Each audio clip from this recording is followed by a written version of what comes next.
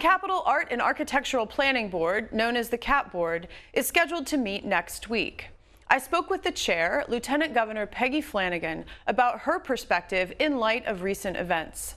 The death of George Floyd and the toppling of the Christopher Columbus statue on the Capitol grounds have prompted a reckoning in Minnesota. As the highest-ranking Native woman in executive office in the United States, and also as chair of the Capital Art and Architectural Planning Board, you are uniquely positioned to shape how the Minnesota Capitol proceeds in acknowledging the contributions of Minnesota. So what do you envision? Sure. Well, thank you so much for that question. I think it's really important to have a transparent and public and accessible process about the artwork that is displayed at the Capitol and on the grounds of the Capitol. I don't think it's a surprise to anyone that I would not be supportive of putting the Columbus statue back up in that space. But I also think, at this moment, there's no sort of clear legal process for Minnesotans to request the removal of a statue from the Capitol grounds. So we talk a lot about the need to follow the process, and that certainly has been a theme. But what if there isn't one? And so that's the work that's in front of us. And I think what happens next is a conversation with Minnesotans, and I am really eager to lead that conversation. I think the statue of Nellie Stone Johnson and the process that we went through there was really exciting and based in community engagement. And she will be coming to the Capitol just in the nick of time for us to be having these really important conversations about what it means for people to feel welcome, seen, and valued when they come to the state capitol or are on the state capitol grounds. Many view the Minnesota Capitol as a museum to Civil War history, but that history focuses primarily on the contributions of white men. You spoke recently about how very Minnesotan it is to take something that is offensive, namely the two paintings that were formerly housed in the governor's reception room, Father Hennepin discovering the falls at St. Anthony and the Treaty of Traverse des Sioux, and putting them in another room out of the way. The new display on the third floor does provide historical context and interpretation of those paintings. Is it a good solution? So I thought so at the time. And to be really candid with you, I was part of that. I was one of the people who was interviewed, and my opinions on both of those pieces of artwork hang there next to the paintings themselves.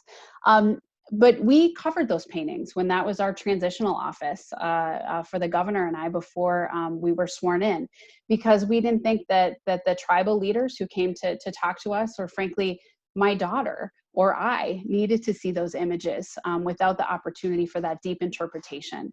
So I think now we're ready for a different conversation to say, is that truly accurate? Is that what should be displayed? And I think Minnesotans are ready for that conversation. And so it's time, and things shifted. You could feel it dramatically with the murder of George Floyd.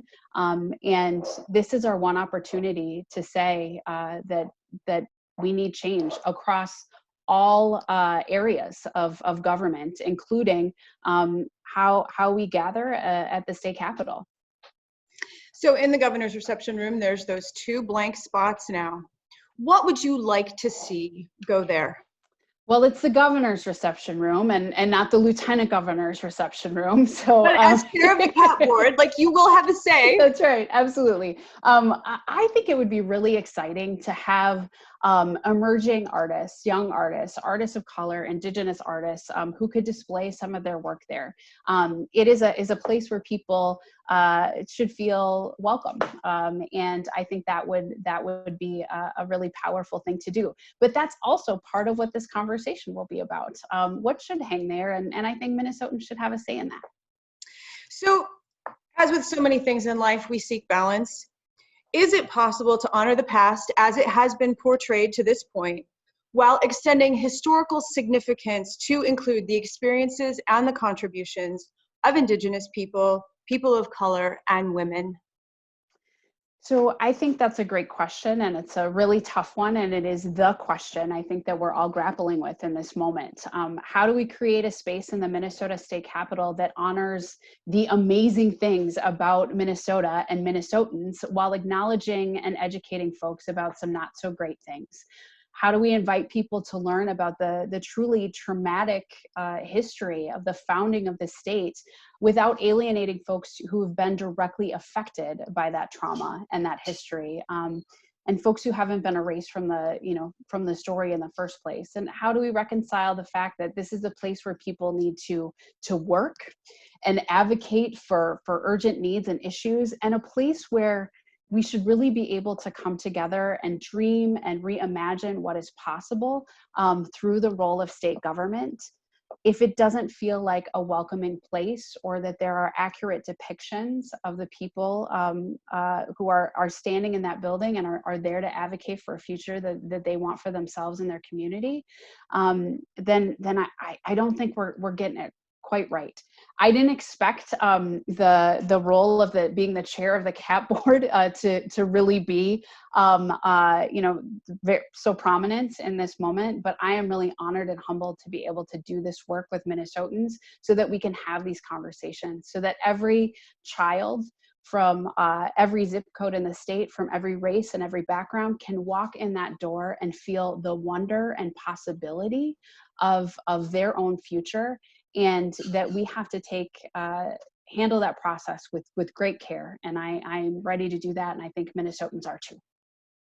Lieutenant Governor Peggy Flanagan, I want to thank you. Thank you so much for having me and for this conversation. I appreciate it.